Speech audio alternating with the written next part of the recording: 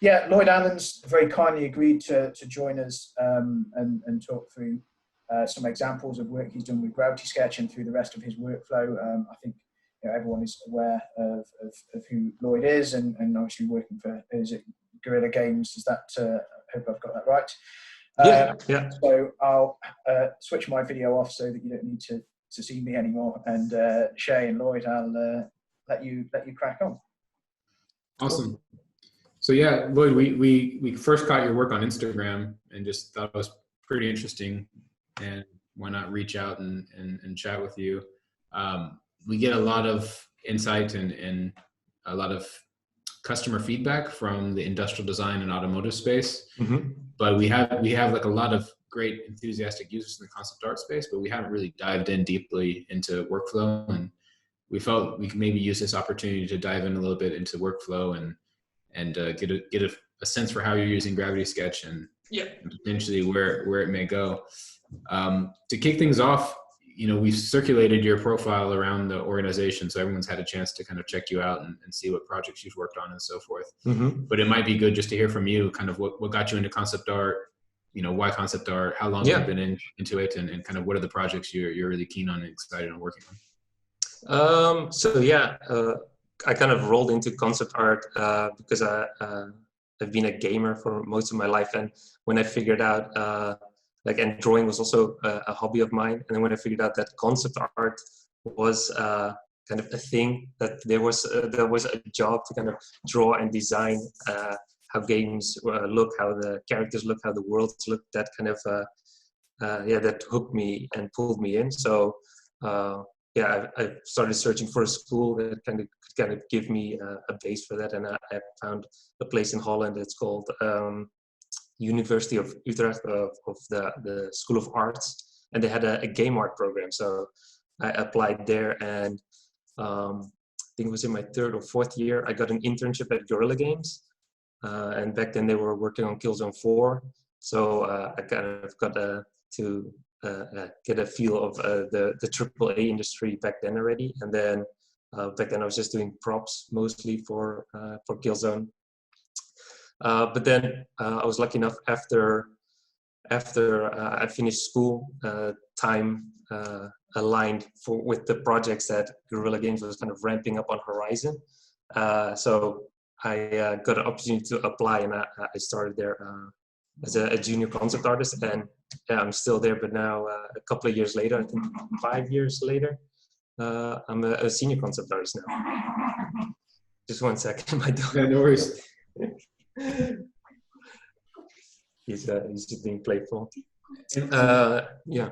How did you get kind of promoted to senior concept artist? Like, what was the thing that kind of tipped it over the edge? I think it's just being there for a couple of years, kind of work my way up, taking more and more responsibility on, and kind of showing that I could handle certain tasks, like a larger task alone, and then slowly but surely also start steering other people and kind of guiding them. And that's that showed a way that I could handle that responsibility and kind of climb the ladder. Cool. Yeah. So would it be cool to jump into maybe one of your workflow examples, and then have a couple of things that you've loaded up? You can maybe talk us through your use of the tool and other tools in your pipeline. Yeah. So first, I want to say I want to give my big compliments to you guys. You've made such an awesome tool. Like, when I discovered it, it's just blew my mind of this whole world opening up. Back I think half a year ago or a bit more, I think maybe a year already, I saw some videos of Jama come by, of him kind of working in a Gravity Sketch and Medium, and that was the first selling point for me to invest in a VR headset, because I think that's still quite a thing for people, a hump for people to get over, is to put the money down and get a VR headset. But then I didn't even really buy it for the games. I just bought it because I wanted a new way to create. And then when I finally got around to trying out Gravity Sketch, I was like, oh shit, it's so fast, and you can create in 3D in such a different way. And I just started playing around with the tools and figuring out what ways I could use them, and kind of use some of the tools in stranger ways that that they might be meant for. But I can share my screen and then. And is there some of the stuff that that you've been working on with Gravity Sketch that's already out in gameplay right now, or is this all kind of pre? No, yeah, it's all super recent. So like the stuff I'm working out, you might have seen the Horizon 2 trailer. Yeah. But yeah, that's still ways away. So it's only personal work, really. Okay. That's out there. At least I've started experimenting it with work stuff, but it's kind of, I have to find a task that fits, and then I might sketch something out quickly in Gravity Sketch and then show that off. So yeah, it's sneaking its way into more and more of my workflows as I find the opportunity for it.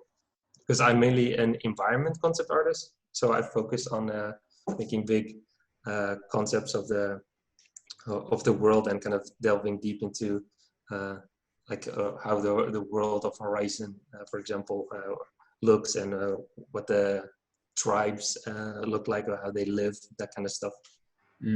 Cool, really cool. Well, yeah, I'll hand it over to you. It looks like you have Blender loaded up here. Yeah, so I just got Blender loaded up here now. I don't know if I can minimize this. Yeah, so these are a couple of the dinosaurs that I sketched out in Gravity Sketch. Yeah, I spent, I think, maybe an hour or two on each of these, and it goes so fast and kind of snowballs. Are you primarily using the volume tool, it looks like, for a lot of this? Yeah, so I use mainly the stroke and the volume to create these guys. Let's see, I got a video here. Been making a bunch of recordings to kind of show their workflow. So here, the mouse. I'll kind of start out with a big stroke, kind of making the spine or figuring out the flow of the dinosaur. And then what I wanted, because I still want to pose these creatures, so I'll design them in a mirrored way first, but keeping in mind like that I want to maybe pose them later. So kind of grouping some of the limbs and stuff together. So I'll try to keep the legs on a big separate stroke, and then the arms as well. And is the mannequin there just for perspective and scale? Yes, yeah. So that's one of the first things I do with every scene is I throw in a mannequin just to make sure that I work from scale, because over the years of working in concept art, I noticed that that's a common flaw in the beginning that people do, but it's very important to work in scale just so that your work is usable by others, but also, yeah, if you just start adding things from different places, if it's correct to world scale, it's a lot easier to use. So you can see like this guy as well.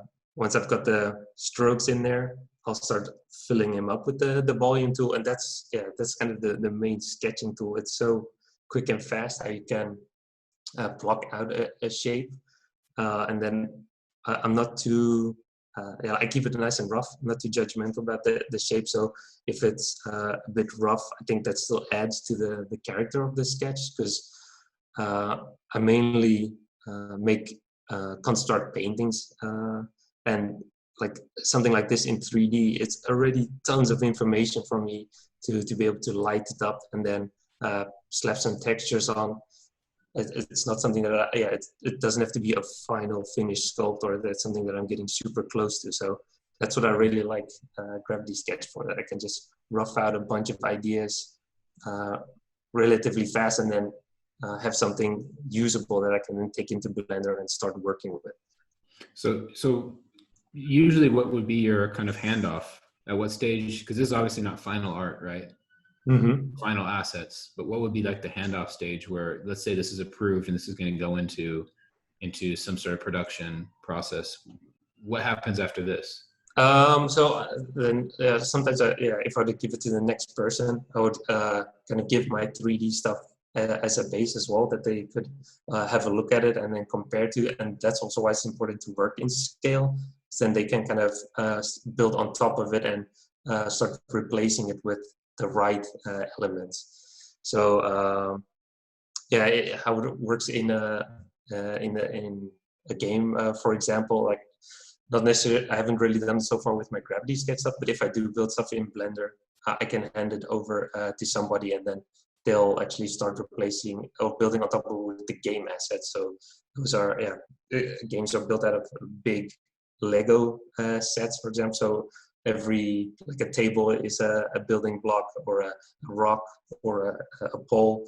That's all building blocks, and then they'll kind of build over that. But my stuff, because I want to keep it, I don't want to get bogged down by details. I just like to work quicker and dirtier. So I don't want to have to make sure that it's all super perfect. I still want it to be a sketch that I can iterate on, because if I get feedback, it's a lot faster and cheaper if I can do a bunch of ideas and then iterate on it and then finalize it. And then somebody else can spend a lot more time putting in all those details and fine-tuning it and making like all the moss work perfectly, or telling little stories on the tables or stuff like that. So I want to nail the bigger picture first, and then we can slowly start zooming in and making all the finer details work. So a couple more questions on this workflow side of things. So, you know, if this was to say, okay, we're happy with this, we want to move this forward, then someone would actually have to remesh everything. Is that correct? Or would they build off of your mesh? Like how would that happen?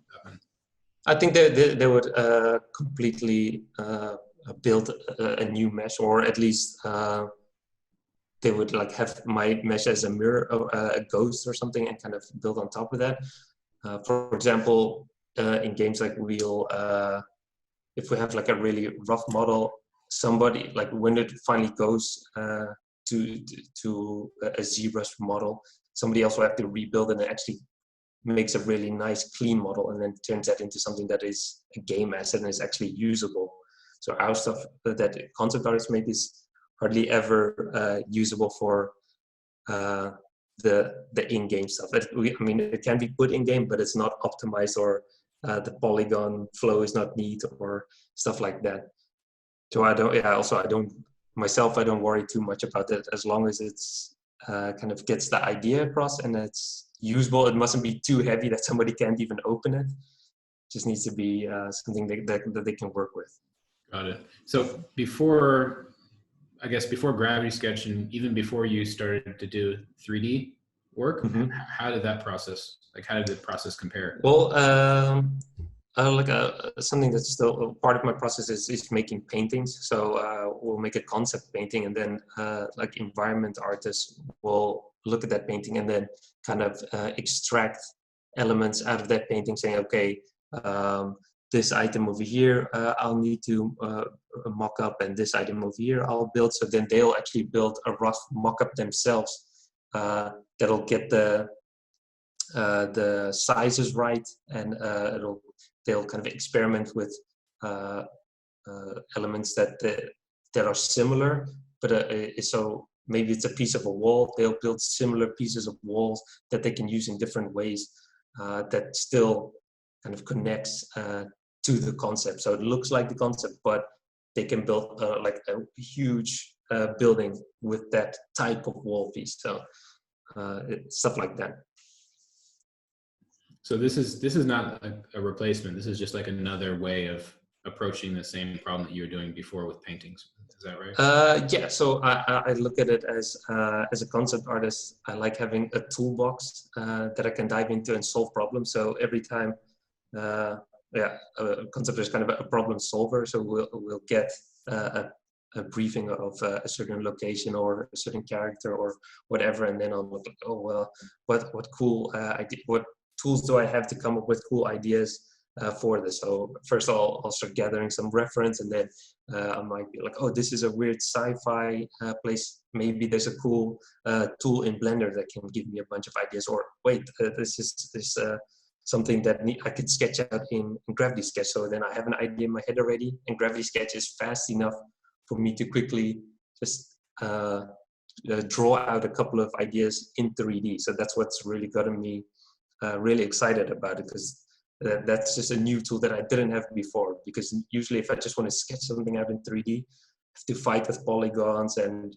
vertices and pulling them around, and it's always a lot more clunkier. It doesn't have I don't know, like the life that a pencil sketch has. So what's happening now in Gravity Sketch is I can still retain some of that roughness and some of that like that human element in there, and that's something that I just haven't had before yet with a 3D package. Yeah, this is something that we hear quite a bit, but it's great to hear it in the way that you described it, in the sense of you could preserve that kind of looseness that paper or 2D mediums allow you to have. Yeah, exactly. And I think that's something that it really shows, and it's something that people can connect with, because also for concept artists, when I'm selling an idea to somebody, if it's just mocked up too roughly, they can't always fill in the rest of the picture themselves. Like sometimes they'll need it all to be like super clear and all detailed out so that they really understand it. But if you have something that's rougher and people can actually see that it's rough and that you're just suggesting certain elements, that's enough for them to fill in the rest. So like Gravity Sketch is great for being able to suggest the detail, but it's not literally there like a highly polished ZBrush model, for example, that somebody's gone in and sculpted every scale, because that's not necessary at this stage. At this stage, I just want to be able to suggest, like you would in a pencil sketch, like, oh, we'll have something like this, so that we can kind of imagine where we could take those ideas. Nice. So I see you use you mentioned ZBrush. You're using Blender at the moment. A bit of Gravity Sketch. Like, what other tools are part of your workflow, and like what are their purposes in your toolbox? So mainly a broad question.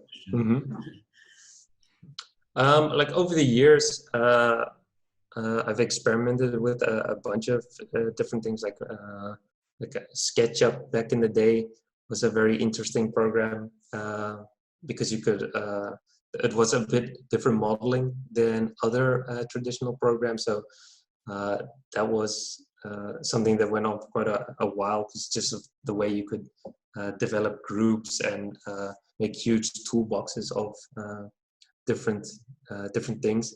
But mainly just Photoshop's always been the main powerhouse for concept art. I do a little bit of Procreate on the iPad, but that's mostly personal stuff because it's just like my digital sketchbook.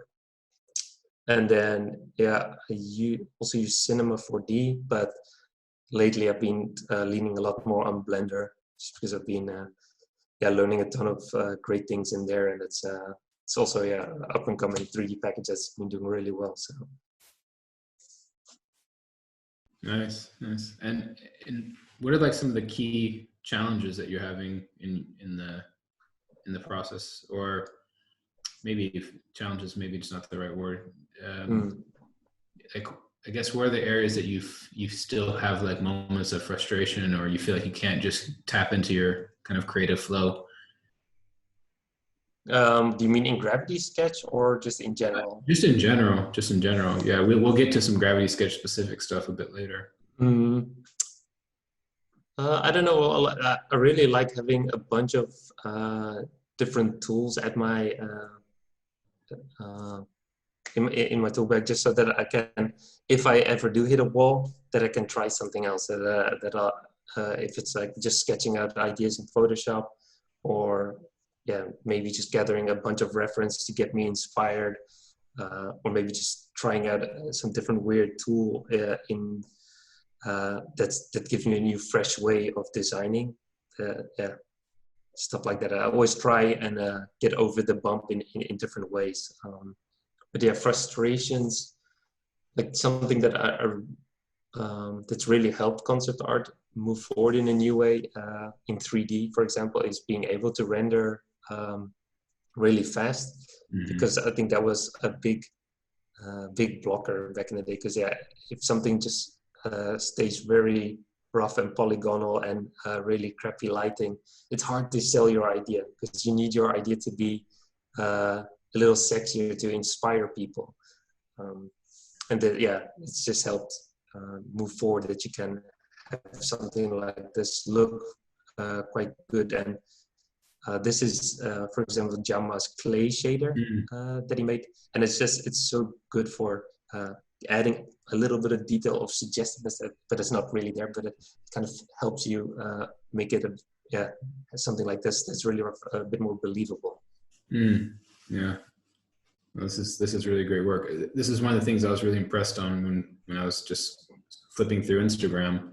So I've only seen a few people do such gestural type of work with Gravity Sketch, like in terms of like almost like lifelike, but still has this feeling of a character. There's a handful of people on Instagram that have done this type of work, and so there's something here that I guess you're starting to talk about, but it's like you're kind of capturing the emotion in 3D, which is quite unique. And most of the stuff that we tend to feature or tend to focus on, just because our customers are as such, are kind of more hard surface, like kind of really crisped line work and surfacing. Great to see this kind of looseness. I guess it might be good to maybe, I guess if you're gonna have something else to share, I'll let you go for it. Yeah, I was just seeing if I could find, but it's on my other PC, like all the renders of my other sketches that I made, because I did quite there's, of course, they're on Instagram as well. Yeah. I did things like those mermaids, and also experimenting a bit with sci-fi stuff, but I've got them all in Gravity Sketch, so I'll show them there. One thing I must also say is the Mannequin is super useful. Just like having the way you guys have designed it, that you can just grab it and kind of, I compare it to like positioning it like a toy that you would have in your hands. It's so useful for me, because I'm terrible at drawing characters, but I need them in my landscape. So this has been something that I love, just diving into and then quickly posing a character, and I'll have him done in 5 minutes, and then just start sketching some clothing on him. So you can see with these guys as well. Can you zoom into that guy? Is that just the Gravity Sketch mannequin on top of the dinosaur? Yeah, it is. Let me get a bit closer for some reason. Yeah, this is a good segue. I wanted to segue into kind of like, you know, some of the tools in Gravity Sketch that you really kind of can't live without, or help you get started. You've mentioned, of course, the volume tool and the stroke, and now the mannequin. So we're kind of covering some of that landscape. But yeah, are there anything else in terms of our tool set or interactions that are really helping you get things out? Yeah, just trying to think. Yeah, I've started experimenting with the it's kind of like a cloth tool. I think that you I forget what it's saying. The surface tool. Yeah, I use it to make cloth-like shapes, but when you have 2 points between your hand, you can kind of make a nice curved shape. That's been really useful for. Let's see if I can show them on my Instagram. So for these guys here, this is where it really like blew my mind, that I could just quickly pose a character and then start roughing out some clothing shapes, because often in 3D you'll see that people have a hard time building clothing like super detailed in Marvelous, for example, and then finding another animation software somewhere that can pose the character, and then combining the two so that it'll simulate the clothing moving on the character. And then it's so clunky, and it takes so much time. Whereas you might, as a concept artist, you've got an idea in your head and you want to get it out, and then you want to move on to the next idea. You don't, at least I don't want to get bogged down too long. So yeah, this is something that's just super great, that I can quickly pose something and then just suggestion of clothing. It doesn't need to be perfect now, but it's just like selling the idea of what's there. And then of course, if once the idea gets chosen, you can go in and start pushing it even further. Something that I haven't done yet, but I'm looking forward to trying, is seeing how far I can really push a character or a design in Gravity Sketch, how detailed I can go, because like here you can see in may sketch a day, it was kind of a challenge for myself to learn Gravity Sketch. I thought, oh, I've got a whole month. Let's see if I can pump out something every day, and I'm sure I'll get good, a lot better at Gravity Sketch by the end of it. And then, like every 5 days, I try to do a different topic and just give myself new challenges or problems to solve. And then like every time I was just discovering new things. I'm like, oh wait, this tool works great for this. Like for this big snake guy, I just did, of course, one giant stroke, and then grabbed the surface tool to quickly make some fins. Like in no time, I had something going. I think I've got him recorded as well.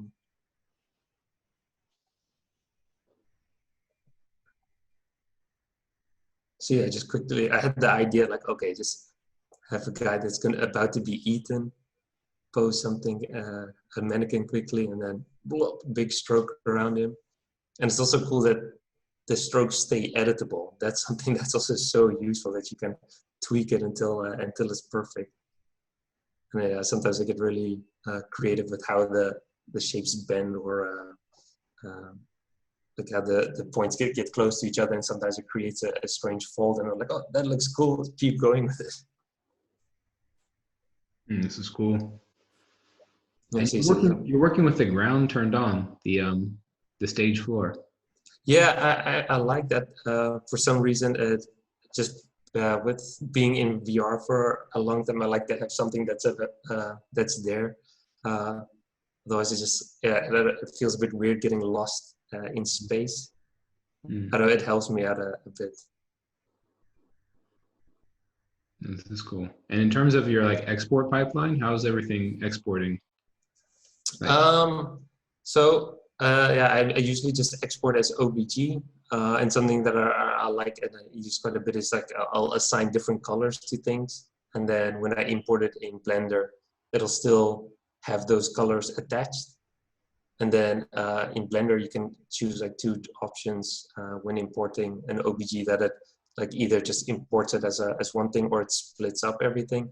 So then, depending on what I want to do with it, sometimes I'll just leave it as whole, or sometimes I might split up all the strokes. But that makes it a bit trickier because you can see I make a lot of blobs with the volume tool, so that just makes it quite heavy, just because there's so many things there. So I'll usually just have it as one thing, and then just separate the objects by making selections in Blender. This is really interesting. Yeah, so I really go to town with the volume tool. And I guess sorry. No, go ahead. Okay, like sometimes in my mind, I kind of suggest the muscles in that would be on the monster with the volume tool. So that's kind of the shapes that I'm drawing. So there might be a big muscle here, or a big fat eyebrow over there. The only thing that I'm missing so far is a way to push inwards. So like now, it's often like creating a shape on top of a shape, but I haven't really found a way to, like if I would want to carve into a shape, how I would go about doing that. Yeah, some kind of Boolean or like real sculpting thing. Yeah, I'm wondering if like a Boolean, for example, if you could have 2 shapes, like one shape inverting the other, or taking a chunk out of it. I don't know. In Blender, you have this cool add-on called Box Cutter. I don't know if you heard of it, but it's just like it streamlines a whole bunch of Boolean operations, so you can kind of draw with Booleans. Box Cutter. Okay, that's interesting. Yeah, we'll have to look that up. Is this your sketch that you brought on this mermaid? Yeah, so I made this sketch on my iPad a while ago, and I was like, okay, let's see if I can, how far I can push it in Gravity Sketch, and kind of bring this guy to life, because I've got this big project, a personal project that I've been working on for quite a while. So building my own world and like a story that I've written, and then I want to kind of turn it into something one day, I don't know, a book or whatever. So this has been great for me to take it to another step. So from these rough sketches, building some 3D models that I can then use in my 3D scenes and start turning them into paintings. This is really cool. Oh, here you can see the fins. I just love how this looks, and just in one go. Are you using you're using just the two point curve? Yeah. Yeah, you can see there the one between my hands, and it's just wiggling around, creating these cool shapes. You have the 3 point, yeah. It's cool. Yeah, that's really, really interesting workflow. Yeah, so this one I stepped away from using the mirror tool, and then kind of just like sketched everything out on each side. So kind of shaking it up a bit, and that does make you really think about your shapes a bit more. And like each time you make them, that you also have to make it again on the other side. It gives a bit more uniqueness to your model. And I guess now that we're kind of deep into your workflow in Gravity Sketch, what are some of the challenges that you're up against using our tool, or frustrations that exist when you're using Gravity Sketch? There's a couple small things. Like one of the things that I run into a lot is because I'm making a whole bunch of these blobs, and then I'll group them to be able to move them together. Then sometimes when you're creating a group, it all has to kind of fit in that sphere. And sometimes there's a piece that's a little bit further away. I'm like, but I want to move you too. I don't know how to select two things at the same time and move it at once. So maybe having like selections that you could save in a different way, or maybe be able to make groups within groups, something like that, or select an object and then select another one and then say they part of a group. I'm not sure yet, but that's something that been running into every now and then. Yeah, it's definitely an internal thing that we've been evaluating, how to do multi-selection and just like being able to select things that aren't next to each other. So it's definitely something we have we've been keeping an eye on, and potentially we'll have some solution for in the near future. Cool. And another thing is the mirror tool. So I really like using the mirror tool a lot, but at the moment I think it's only in one place in the scene, so you can't really create another mirror somewhere else, because just like design wise it's really fast if I want to sketch something else out that it's symmetrical. And then I would like I think it's like what's called forget the name of the tool, the one that you can make cylinder shapes, like sketch them out. With that one you can choose where it starts. I think it would be great if you could also like choose to have a mirror somewhere. So say I want to have something coming out of his head here, that I can just choose my own mirror point and then just start sketching from there. I wonder if that's possible.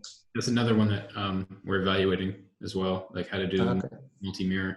It seems to be more of a UX constraint at the moment than it is a technical constraint.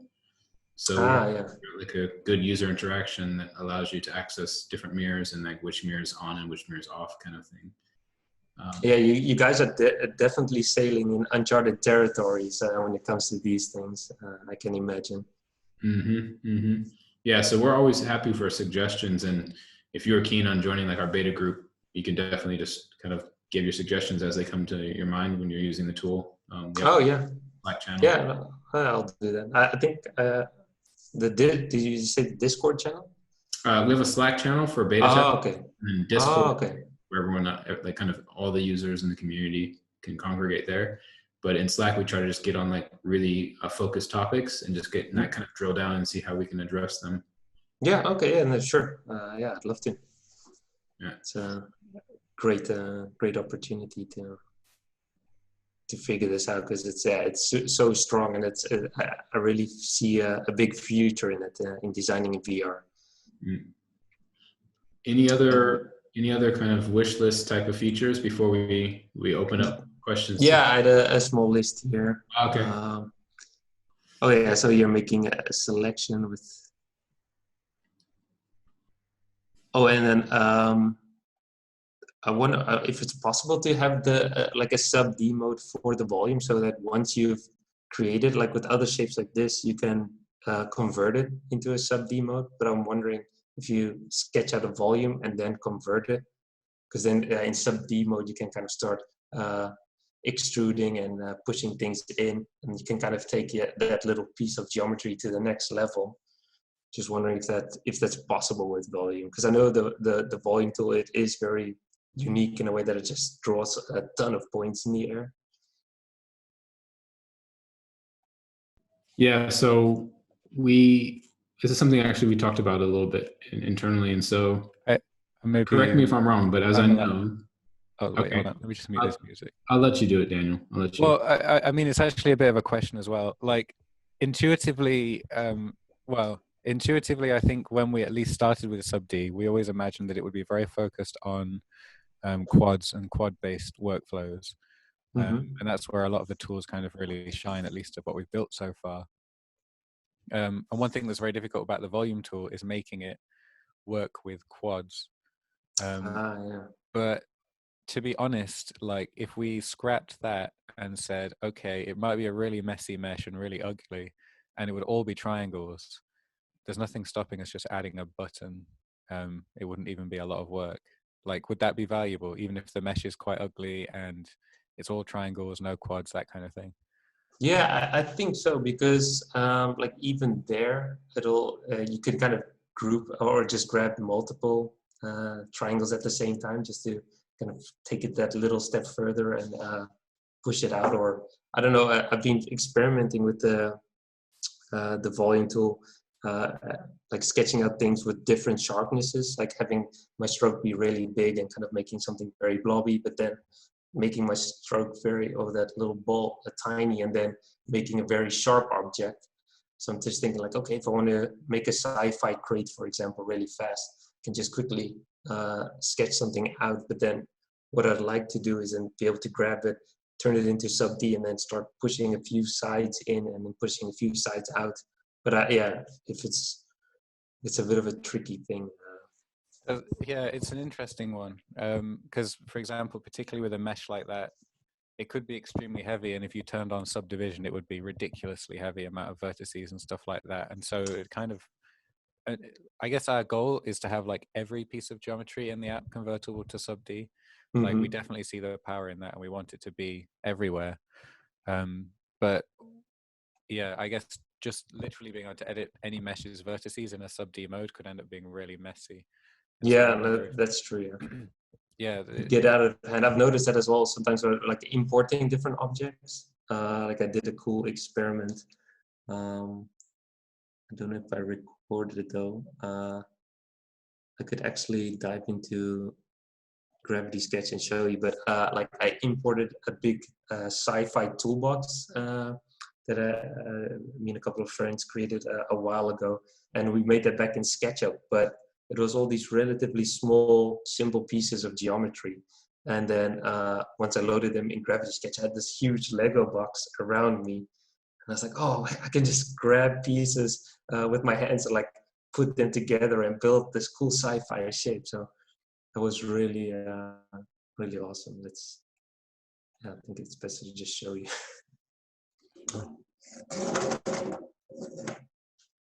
Just give me a second, I need to put on the headset.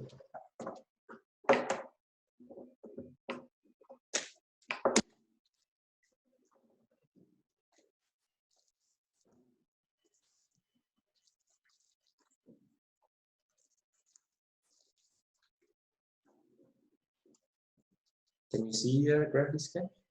Yeah. Okay.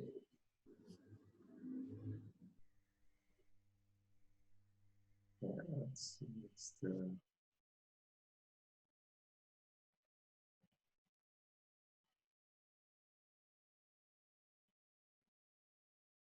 it's this one.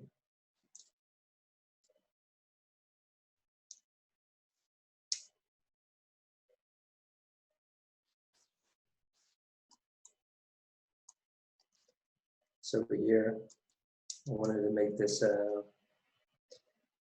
sci-fi surfer do. Even here, I loaded in a bunch of different shapes, and then you can just like grab them and start building them. And I think that's like you can't do this fast in a different 3D program. I mean, you do have that's a bit rougher, and you have to be careful how you place it. So you say because at the one side you're keeping that handmadeness, but if it's sci-fi stuff, it needs to be very tight fit and kind of snapping together. So it's a bit of a tricky thing there. Oh yeah, that's one thing that I haven't really gotten the hang of, but you can kind of do like the smart move, where you can get things to move in line. But I don't know, I haven't really found a way to use it properly. It still feels a bit weird, or maybe I'm doing it wrong. Yeah, if you intersect the object with your sphere, and then line your hands up and then grab after, now it should be constrained. Okay, so you have to intersect. Okay. Is that a bug? Only the right hand, not the left hand. Yeah. Only the right grab.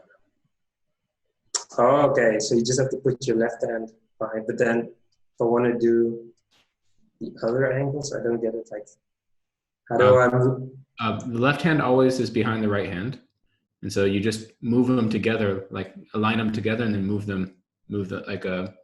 rotate the left hand around and the right hand around. You don't have to grip. It's just about alignment.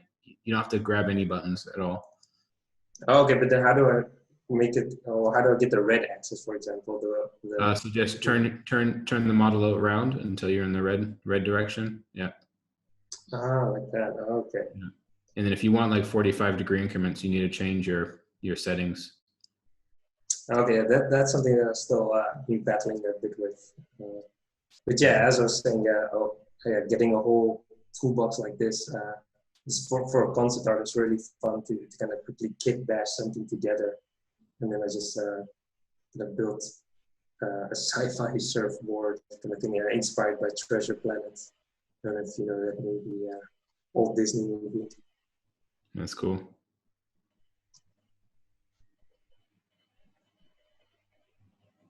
Have you tried the tool belt at all? Any of the tools in our tool belt?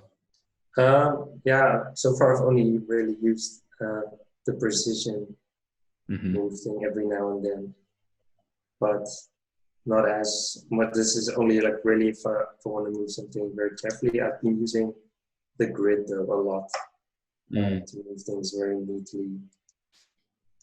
But yeah, I don't really need to measure things and paint them. Like I usually just paint something like this really fast.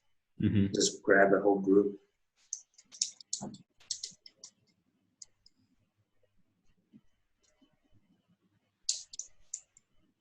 Yeah, this is cool. Well, yeah, I'd like to open up to everyone else on the call if anyone else has any questions for Lloyd.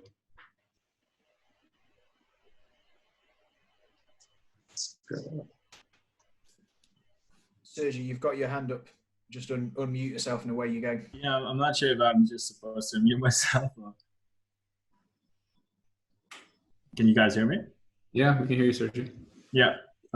Hey guys. So yeah, first of all, big fan. I mean, when I heard we were talking to you, just install Horizon Zero Dawn again and played it. It's amazing, guys. What you and your team have done is just incredible.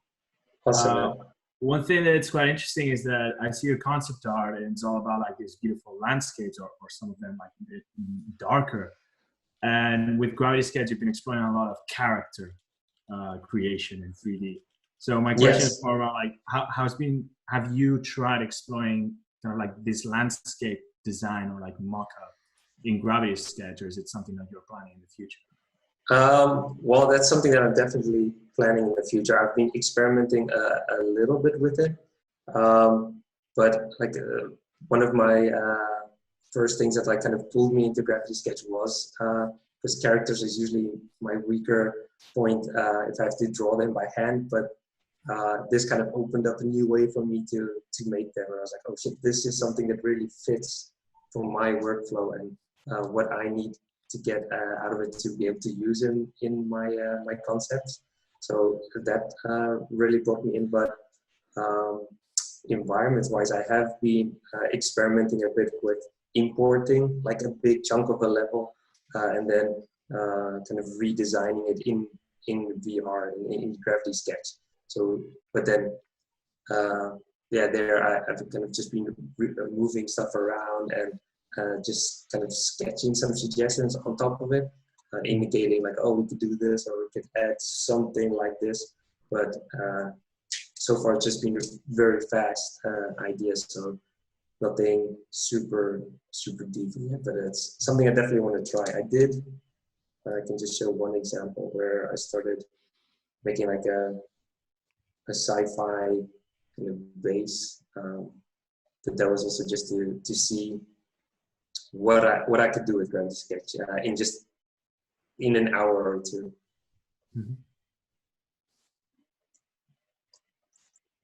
So here, this is kind of leaning upon that whole toolbox of sci-fi pieces that I already had, and then so I just started making some bigger strokes first in Gravity Sketch to kind of get an idea, and then I was like, oh wait, I can shove in some sci-fi pieces, start building my own pipes and walls, giving it a bit of life. You mentioned this is a couple. Yeah, so this today, every day I try to spend 1 or 2. So I don't want to keep it fast and then keep moving. But yeah, I had a look together with our IT people. We couldn't find it either. Yeah, we'll definitely look into that.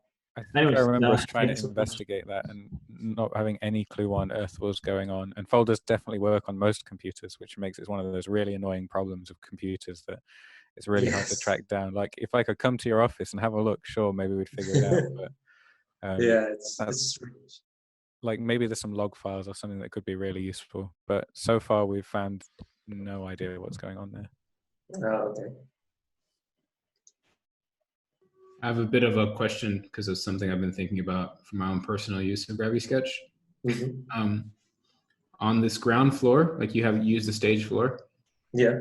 Would being able to adjust the size, transparency, adding a grid, would any of that be helpful? Like, oh yes, definitely. Like I've had a few times where like the floor size gets really big for some reason, where I would just be working with something small. I was like, oh, I don't need all of it. I just need a little bit, or making it a see-through would also help. I just do like to have something there to make sure that I work on a flat surface, because we have weird aspect about working in VR. I've had a couple of times, like I had it in medium where I would like sculpt something and it looked straight to me, but then when I imported it, it was like the whole building was leaning over. I was like, what the hell? It looked fine.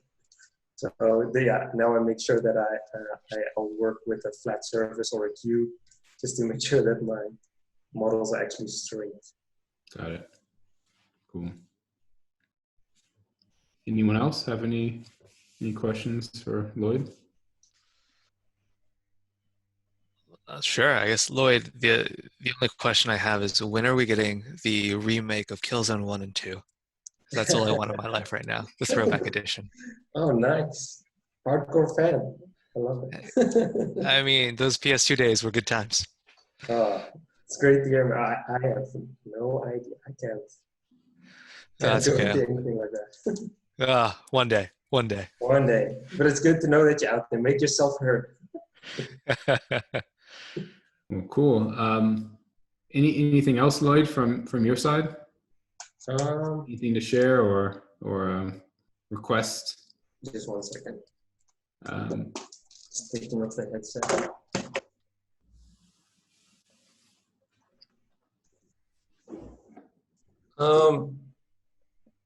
Not anything that comes to mind at the moment. I think I've mentioned the most things that I kind of run into just with the mirror tool. Being able to explore things like that. But yeah, no, I've just been having fun that it's really. Oh, maybe something that you can snap things back to the middle. Like even now with your current mirror tool, So if I move something far away from it, being able to get it back neatly and tidily to where it was. Like sometimes I'll grab an object by accident and I'm like, oh wait, or I'm busy fiddling with it, trying to get it into the right place. Because I'll say, for example, this dinosaur in the background, I might have taken him and imported him, but I want to snap him back to the 0 point of the level, or I don't know if that's possible, of the scene, just to snap him back to 0.0. Yeah, reorient it. Yeah. Potentially with the precise movement tool, we might add some sort of readout to help you kind of get things back into a decent location. I think this is more about, right now we only have one mirror and it's not very well supported. It does what it needs to. And I'm pretty sure this will be part of the future of the mirror feature. We definitely want multiple mirrors. We want to be able to snap back to the mirror, like have them exist as multiple things within the in the application, rather than it just being the one true mirror. Hopefully we'll be able to get to that pretty soon. There's some hope that it might happen this quarter, but yeah. Okay, oh, that's cool. Actually, I've got another question, and maybe a bit of a stranger one, but it's I've seen some people that they've recorded stuff in Gravity Sketch, but like from one camera or like a steady camera.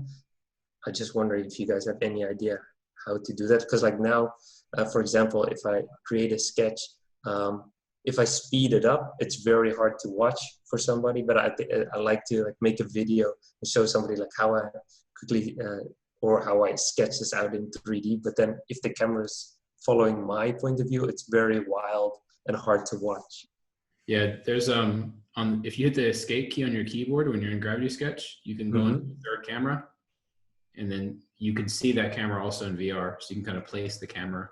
What? Oh, I didn't know. That's okay. That's something I have to try tonight. Yeah. And then awesome. Then you can set up OBS or whatever recording software you use and just record. The screen. Yeah, I just use the standard NVIDIA thing that's on my PC. Just hit record on that. It usually works. Yeah, and it also has mouse controls, so you can mouse control around as well. So wow, I've never tried that. But usually when you take the headset off, it kind of it goes back out of the scene, right? Your F keys will give you some different view modes. Ah, okay. Yeah, I'm definitely gonna play with those. Like F1 will smooth out the feed. If you're on a PC, it's great because you don't have the shakiness of your head. And then F2 will put you into third person perspective.